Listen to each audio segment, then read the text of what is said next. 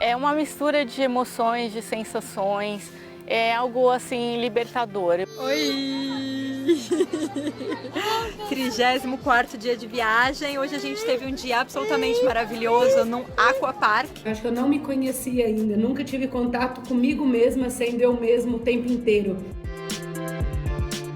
Então eu acho que viajar seria o ideal para eu me soltar esse lixo, entendeu? Mental que estava dentro da minha cabeça. Tem 86 bandeirinhas, basicamente todas aqui da Europa, todos os países da Europa. Tem praticamente toda a América Latina também, na parte continental. E tem o Oriente Médio, né?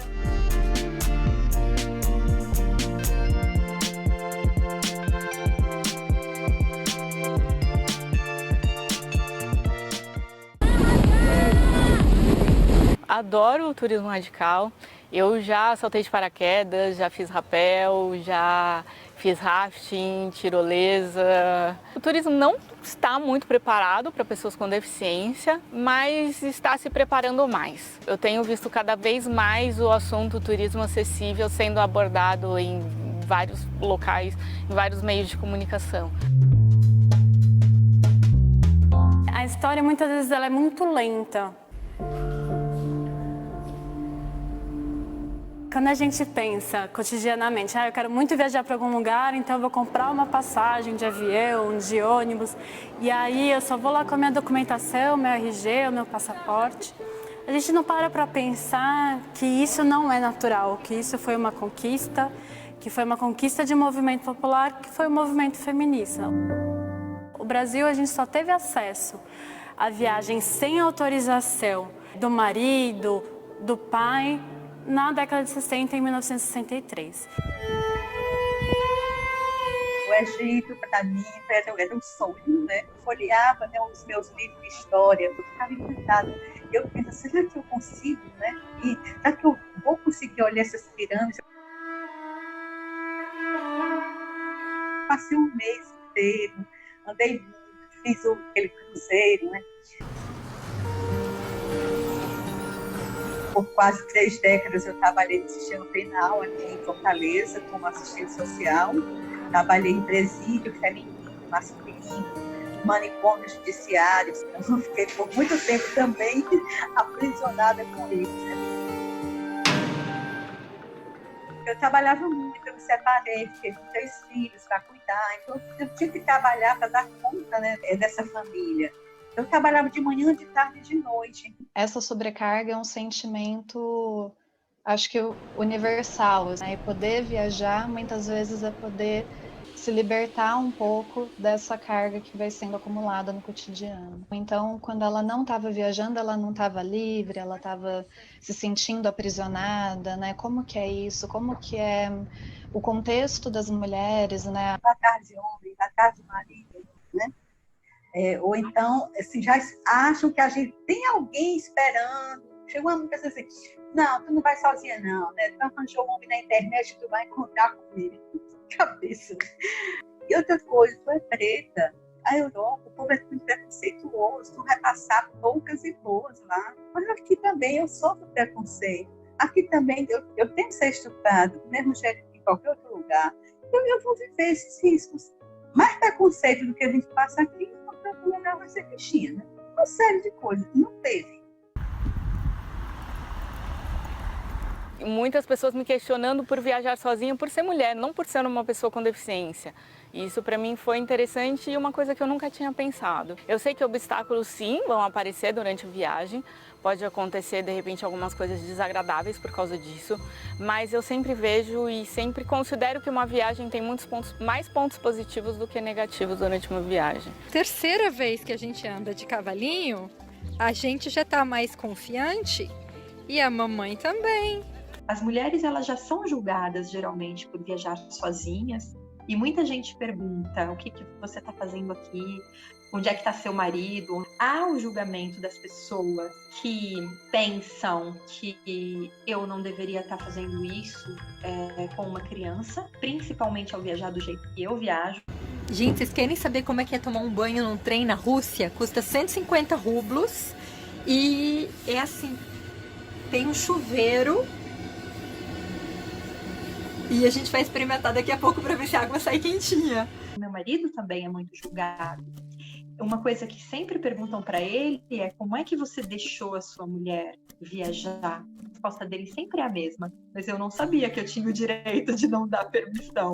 A gente, historicamente, associa o feminino àquilo que é mais delicado, mais doce, ao mesmo tempo mais frágil. As mulheres, elas precisam se fazer muito fortes o tempo todo, até para dar conta dessa situação como ela está colocada, né? Para cuidarem de si, cuidarem dos outros e lidando, inclusive, com essas decisões sendo também questionadas. Né? As pessoas têm um preconceito e muitas vezes as pessoas têm dó. As pessoas são condescendentes. Então, já aconteceu comigo de viajar para Buenos Aires e ver um espetáculo de tango. E quando eu falei pro garçom que não vinha mais ninguém, ele ficou com dó e me mudou e colocou no melhor lugar, assim, na frente do palco. Porque a ideia de tadinha, ela deve ter sido abandonada. Só pode, alguém esqueceu essa mulher no caminho. Depois você vai no matinho, meu amor. Vamos reto. Eu tenho uma degeneração na retina. Eu descobri aos 14 anos de idade. A minha primeira viagem sozinha, depois que a minha visão se agravou mesmo, foi em 2015 com a Hillary. Foi até uma viagem que eu fiz para Curitiba e eu queria ter certeza que o cão-guia tinha trazido a minha independência. Fazendo nossas viagens. E hoje, como nossa primeira viagem, a gente chegou em Curitiba. E a melhor forma seria sair da minha zona de conforto. Quando é dentro do Brasil, eu consigo questionar, eu consigo, entre aspas, brigar e falar que é lei e fazer com que me deixem entrar no restaurante, no mercado, o que for. Quando é fora do país, é um pouco mais complicado. Achei que ia ter alguém para auxiliar a gente no passeio, mas como hoje é ponto facultativo, estão com poucos funcionários. Já fiz amizade com outros turistas que me convidaram para fazer os passeios juntos. É sempre bem legal. Eu viajava através da literatura. Com um grupo de estudantes não longe de Montmartre. Os livros que eu mais queria conhecer, os cenários, eram os livros da literatura russa. Foi mais ou menos esse o motivo pelo qual eu fui fazer a Transiberiana com a Olivia com 2 anos de idade. E sabe-se lá por que motivo eu pensei que com uma criança de 2 anos eu não tinha motivo para ter medo nenhum. Então eu me lancei e fui. Essa é uma típica parada da Transiberiana. No meio do nada, absoluto. Foram 41 dias sozinha. Na Rússia foram 20 e tantos dias sozinha. Depois disso, o João veio encontrar com a gente e terminou a viagem com a gente. Passeando pelo trem, esses são os vagões da 2ª classe. Quão mais desesperadora é a situação de uma mãe no meio de uma viagem com uma criança sozinha, mais as pessoas estranhas em diferentes partes do mundo vão se aproximar para oferecer ajuda. Já arranjamos alguém para tomar conta dela. Spasiba. Eu não posso negar que tem coisas que me frustram, né? E tem coisas assim que é maravilhoso você ter essa idade, né? Eu tenho muito respeito, assim, tem muita gente que olha para mim e talvez goste, sei lá, da minha estampa, que meu índice de simpatia talvez seja alto, eu não sei o que é, mas eu tenho muita ajuda mesmo das pessoas. São um lugar que eu fui, em Camboja, que o hostel não aceitava pessoas depois dos 50 anos, porque tinha muita festa, era muito barulho. Aí, à noite, eu fui olhar se tinha como era a festa. Eu fui na night lá do hostel, me diverti muito, achei o namorado. Hoje você conhece quantos países? Eu incluo o Brasil e o Vaticano, porque eu vou lá no mar. São 47. O Brasil eu conheço, posso dizer que conheço todo, né? Essa parte do norte já foi mais agora, porque eu não conhecia nada do norte. E aí eu peguei aquela chalana, Belém, e subi, né, até Manaus. O que me leva a viajar com a minha filha, e agora em breve espero eu a viajar com os meus filhos, eu acho que é simplesmente o fato de que eu já fazia isso antes. Os meus filhos entraram na minha vida, foram uma escolha minha, e eles vieram para somar. A Olivia adora viajar. Ela se habituou ao fato de que a nossa maneira de viver não é a única maneira possível no mundo. E com isso, ela tem uma facilidade muito grande de se adaptar em ambientes culturais totalmente diferentes daquele que nós temos aqui. Durante o dia eu não enxergo nada, eu enxergo uma névoa só. À noite eu já consigo enxergar um pouco melhor. Não que eu vá enxergar nítido, mas eu consigo enxergar um pouco mais de formas, assim. Agora chegamos aqui no Parque Tanguá. Tem bastante chafariz. A Hilary tá doidinha. Tem uma ponte ali com uma torre que acho que dá pra gente subir. E o que uma pessoa que não enxerga vai fazer viajando, sendo que o principal objetivo, teoricamente, para as pessoas é o apreciar uma paisagem. A Hilary, ela me acompanha tem 7 anos.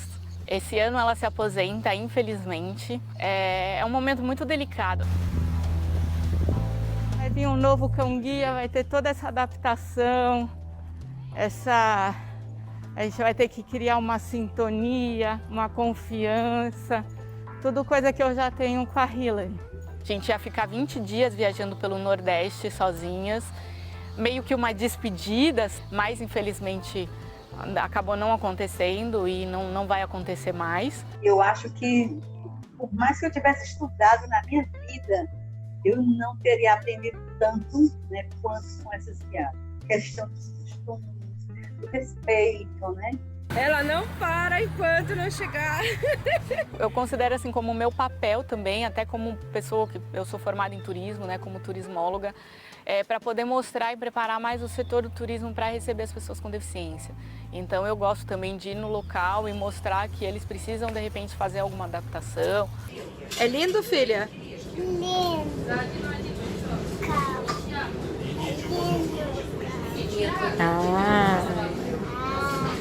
Eu acho muito mais fácil você ter uma experiência gratificante com uma criança num trem lotado no Marrocos, por exemplo, do que numa primeira classe, num avião ou numa sala de espera de luxo de um aeroporto de um país de primeiro mundo. Mas eu nunca tive numa sala de luxo de um aeroporto de um país de primeiro mundo e nem numa primeira classe de avião. Portanto, é só uma suposição minha.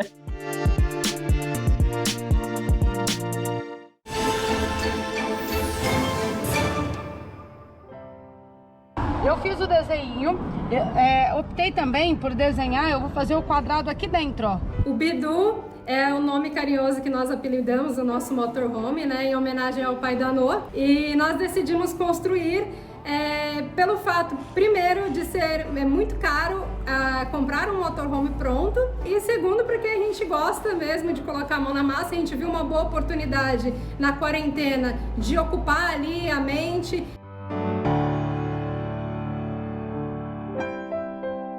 A gente comprou uma Sprinter e ela era uma van escolar. A gente já fez a parte de isolamento, a gente já fez a parte da elétrica, do cabeamento do carro. Ó, tá até quente aqui mesmo, a gente já tendo feito uma parte do isolamento, porque a gente ainda tem que tirar essas janelas aqui, ó, essa janelona. Até o momento 100% feito por nós. Quando o Bidu ficar pronto, a gente sair rumo à América do Sul e fazer do Ushuaia ao Alasca. A programação é que essa viagem, como a gente não quer fazer correndo, é que ela dure pelo menos 2 anos. Ele é modelo, adora aparecer. A gente tinha 2 cachorrinhos. O Toby e o Luke ficam presos aqui e aí não tem problema deles viajarem. Todos os destinos eram pensando na qualidade para eles viajarem com a gente. O Luke tinha 17 aninhos, ele foi com a gente pra Europa. O Luke virou uma estrelinha e vai com a gente vendo a gente lá de cima. Eu viajava com os meus pais desde pequenininha. Eu tinha programado uma viagem em 2017 para Salvador, que ia ser minha primeira viagem sozinha, né? Eu estava muito empolgada. E a viagem era à noite e no mesmo dia, de manhã, o meu pai faleceu. Meu pai estava muito feliz com essa viagem e depois desse dia, eu prometi para mim que a minha forma de homenagear a minha vida e a vida dele seria viajando todos os anos em janeiro. Então, a viagem para mim, ela começou a partir de um ponto de dor, mas ela se transformou em alguma coisa muito prazerosa de conexão. Fazer as coisas como a gente planejou, psicologicamente dá muito prazer. Isso são elementos de um fortalecimento psicológico e psicossocial muito importante. Como se ela conseguisse mostrar para ela mesma que ela é capaz, que ela pode, e ao mesmo tempo ela comunica isso aos outros também. E muitas vezes elas vêm depois de algum momento muito marcante na vida. Então, depois de alguma separação de casamento, ou os filhos cresceram e elas estão buscando um novo momento na vida. Isso resulta na independência, muitas vezes, de um parceiro com quem ela vive um relacionamento tóxico, ou uma situação de assédio dentro do trabalho. Também é muito especial, porque eu estou começando a fazer as coisas que eu quero fazer. São esses movimentos mais emocionais do que propriamente o turismo. Ou eu volto para casa. A Agência Vamos nasceu em 2016. Em 2012, quando eu tinha 18 anos, eu comecei a viajar sozinha. E tive algumas experiências diversas de viagem, viajando de carona, acampando, ficando em hostel. E eu escrevi em alguns fóruns também sobre o medo de viajar sozinha, sobre medo de assédio e algumas outras preocupações que são mais específicas de mulheres, né, que viajam sozinhas. Vi aí uma oportunidade de abrir realmente uma agência de turismo voltada para esse público. A proposta da agência não é só monetizar, né, ganhar dinheiro. A gente quer propor experiências e que essas experiências elas tenham práticas sustentáveis. Então, todos os passeios que a gente faz, a gente está sempre preocupado com o espaço, em respeitar a localidade, se tem uma comunidade local, né, com o meio ambiente. Ai, que bom! Não é porque você é mãe, tem o filho, você agora não pode fazer mais nada. Então, com essa proposta de incentivar que as mães levem os seus filhos, tem 2 pontos. O primeiro, da mulher poder vivenciar, ter um passeio e desfrutar e conhecer um lugar novo, né? O segundo é ela tá desfrutando desse passeio, ela e o filho, né? Um momento dos dois. Quando eu viajo sozinha, mesmo saindo à noite, indo pra balada, bebendo, eu sempre me preocupo muito com a segurança. E tenho um contato de segurança, que no caso é a minha sobrinha, né? Que aí nas viagens ela fica recebendo mensagem à torta à direita. As mulheres pensam que viajar para outros países é mais perigoso do que viajar no Brasil. Isso pode ser muito traumático, porque se você não está acostumada a almoçar sozinha, a ir no cinema sozinha, a ir no teatro sozinha, encarar um outro país que talvez você não tenha fluência na língua, pode ser super estressante. Essa questão da violência é uma coisa que a gente tem que levar em consideração, mas isso não pode ser um limitador. Eu sempre me comportei o máximo possível como as mulheres locais se comportam. Isso não só para respeito à cultura local, mas também para minha própria segurança. Eu estava muito animada para entrar no Oriente Médio. Tudo que a gente sabe em relação a é perigoso, mulher isso, mulher aquilo, é extremismo religioso. Então, eu entrei no Oriente Médio já com essa cabeça de, cara, o que eu vou encontrar lá? Será que é realmente da maneira que as pessoas falam que é? Não era. Vídeo deles e eles fazem vídeo nosso, né? Não é? Salam, salam, E cada país me surpreendeu de uma maneira, tanto homens como mulheres.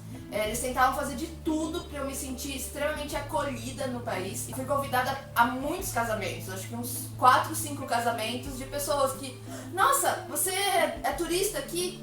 O primo do amigo do meu tio vai casar. Vem pra você conhecer como é o casamento aqui da nossa cultura. Muito nesse casamento, meu Deus do céu. Eu cheguei lá 1 da tarde, agora são 7 da noite.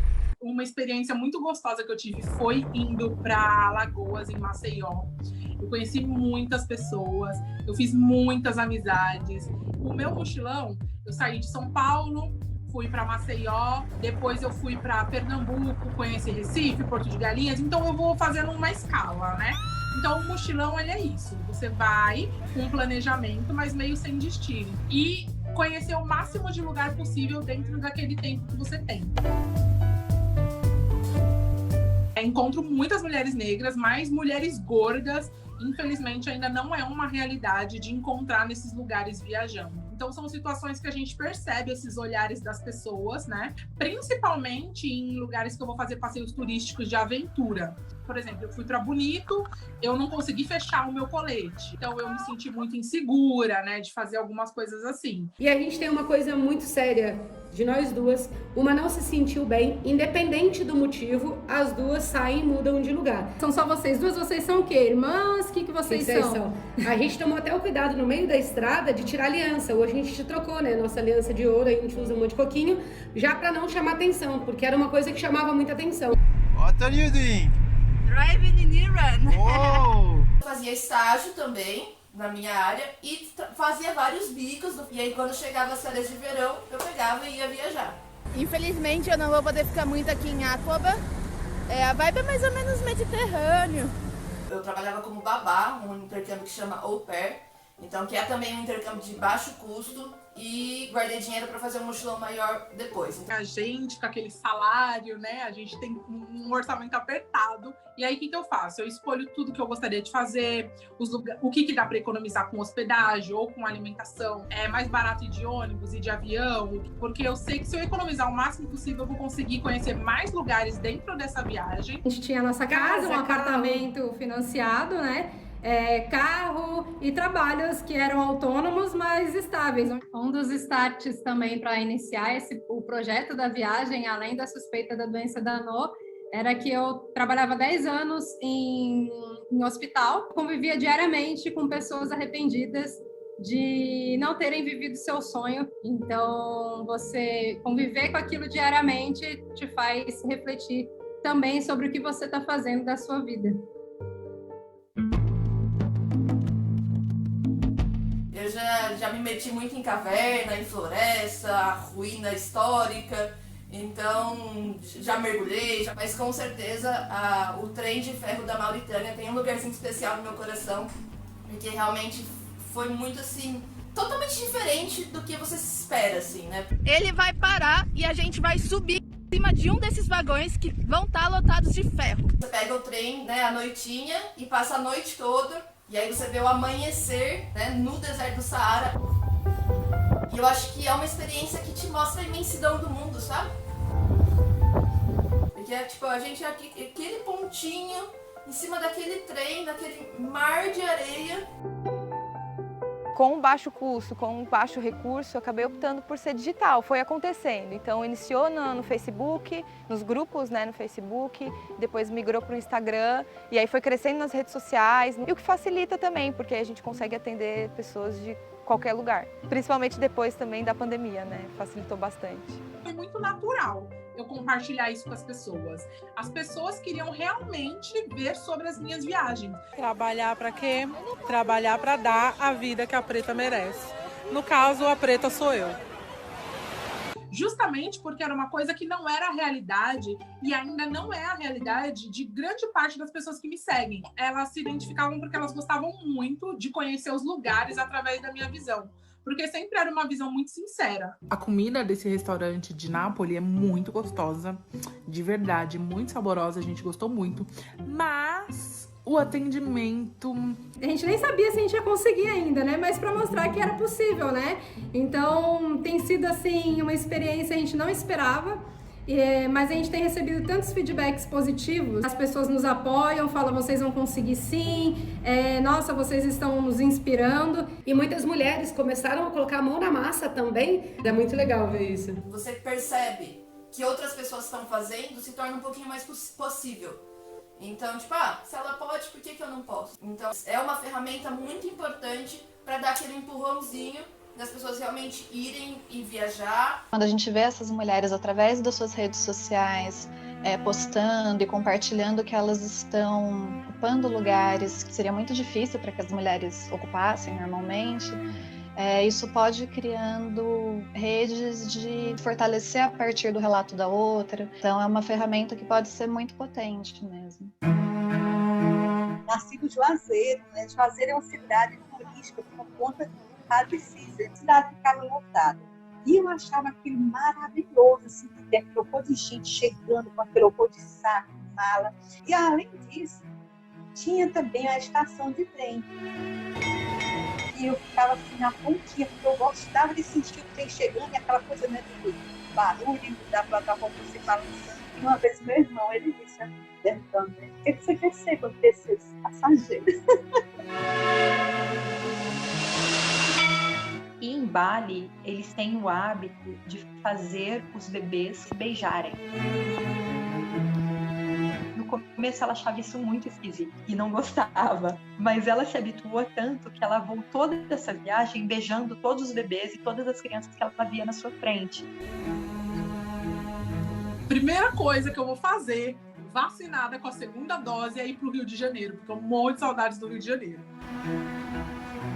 A questão do capacitismo envolve também a questão de falarem você é um exemplo de superação, ou é como se a gente não tivesse capacidade de fazer alguma coisa por causa da deficiência visual. Pegou essa... Peraí que eu vou puxar a borrachinha aqui. A gente não está limitada a nada, a gente pode ser e estar aonde nós quisermos.